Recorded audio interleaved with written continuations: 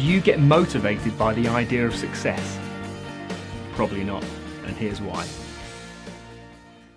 Hey everyone, Mike Sweet here from mikesweet.co.uk, giving you the edge in life and business with NLP and psychology. Now today I want to talk a little bit about motivation and about success. Really the key, what is the key to getting what you want? Now, every self-help book and webpage will talk about set some big audacious goal, something that you can really drive and be motivated towards. Now, that still stands true. But what's the psychology about chasing after goals and about achieving dreams and about going forward for success? Well, it's quite the opposite. See, what the science tells us is that we're far more motivated away from pain.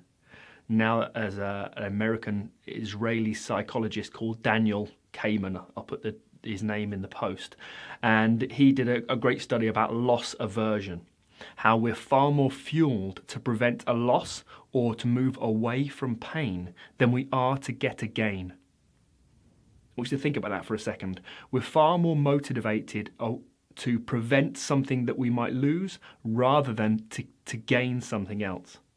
Now, this can be jigged around in a person's language or psychology to make this fit, but let me help you out a little bit here. Let's say that your boss asks you to work late on a Wednesday. He said, if you do another 2 hours, I'll give you £20. And you might think, well, is it really worth it? Do I really need that £20? Can I justify it? I'd rather get home 2 hours early. However, if he said, can you work an extra 2 hours on Wednesday, and if you don't, I'm going to take £20 out of your salary, then it creates a different feeling, a feeling of this dissonance, this frustration that someone's going to take something from you. Some comparison sites are getting this right.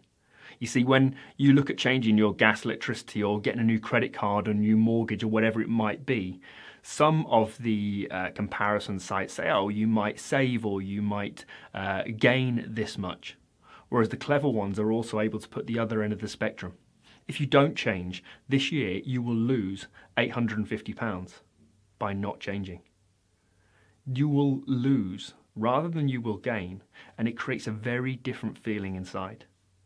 Now, take money out of the aspect. Let's look at people who want to achieve success, people who have achieved greatness. One of the examples I've put in the blog post is about Usain Bolt. Now, the fastest man on the planet for a good number of years. But what is it that drives him?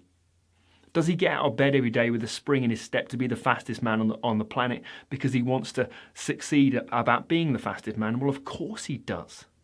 Because who wouldn't want that? But what is that motivation? What's that driver? What's the difference that makes a difference that has allowed him to achieve that? And of course you could say genetics and training and lots of other stuff. But there's one real personal driver for him. Take you back to 1995 when he was 8 years old and he's running a school race and he didn't win. And that feeling he had, that frustration he had, that loss that he had. And he decided right there, right then, that he would never lose again. Now, interesting. There are plenty of interviews with Usain Bolt that talk about his motivation, his drive, his passion. And even until not so long ago, he was talking about what drives him was preventing a loss that he had back in 1995. That was the one that really, really gets his goat. That's the one that really drives him.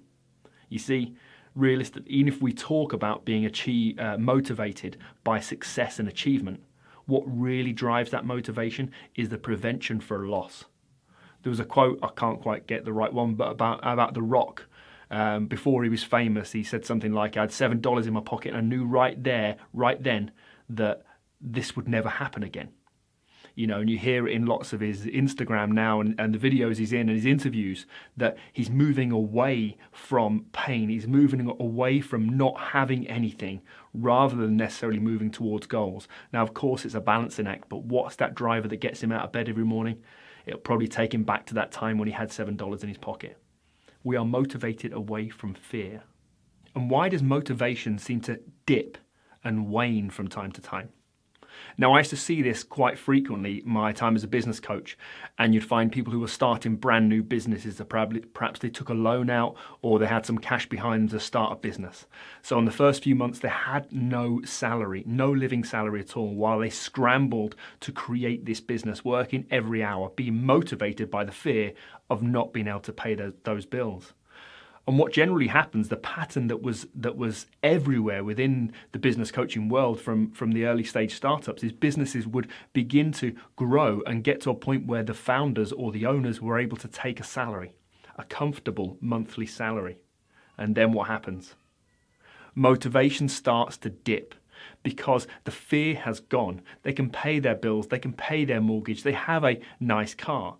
But when you think of the growth that these companies were able to achieve in such a short period of time with everything to do, it's amazing to then see that passion, that motivation, that drive begin to wane because the fear removes. And once the fear dissipates, it's very hard to keep motivated.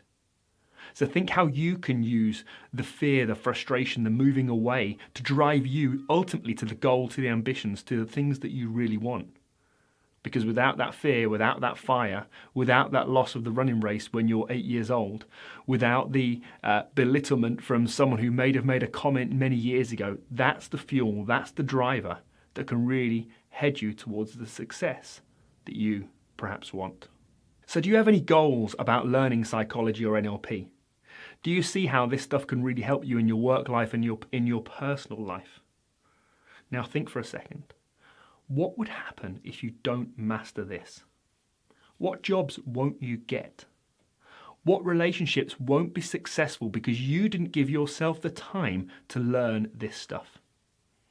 You see, there's massive loss all around you if you don't begin to apply yourself and learn about psychology, learn about NLP, learn about creating your own emotions and own states. You see how that works? So obviously, if you want to learn, training courses are the best way, but if you don't want to dive into any of those yet, then please do sign up to the email list, and every single week you'll be sent a small element of something practical that you can begin to apply, because you can only learn this stuff by application. So head over to mikesweet.co.uk/sign up, pop your email in, and every single week you'll be sent a small task that you can really begin to use this stuff in your daily and personal life. So remember, please like, please share, please subscribe, and let's share how others can really begin to get the edge. Speak soon. Bye for now.